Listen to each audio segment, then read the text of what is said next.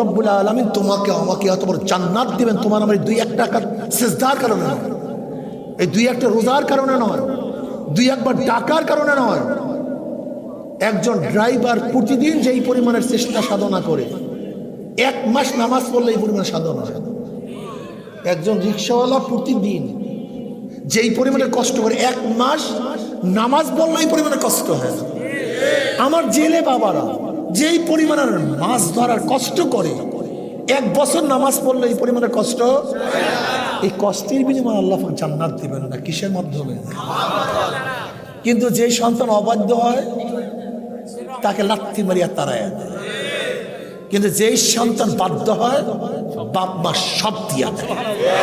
ঠিক তুমি আমিও যদি আল্লাহ পাকের বাধ্য হই আল্লাহ পাক সব দিয়া দিবেন, আর অবাধ্য হওয়া লাথি মারিয়া ফেলায়।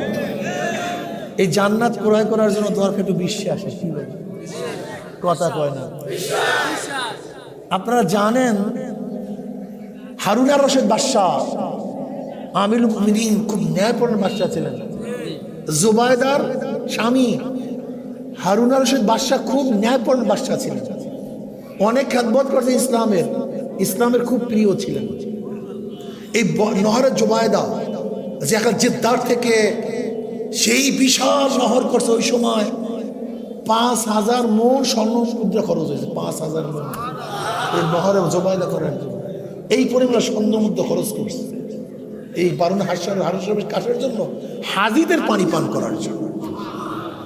বাহালুল পাগলা ছিল দরবেশ, একে খুব মহাব্বত করতো হারুন রশিদ বাদশাহ, খুব অনেক মহাব্বত করত। আল্লাহর পাগলকে অনেক ভালোবাসতো। এটা রাখেন ভাই, আপনি এদিক কে হতো আমার বয়ানের দিকে, হ্যাঁ 2 কাজ একসাথে হবে না। আপনি এটা জায়গায় রাখছেন আমার জন্য, কোন সময় হুজুর ওটা চাইবে, আপনি বয়ান শুনুন বাবু। জেহেন খুব মারাত্মক, 1 সেকেন্ডের জন্য জেহেন ছুটিয়ে গেলে বয়ান হবে না, 1 সেকেন্ডের জন্য না। তা বাহালুল পাগলা খুব মহাব্বত করতেন।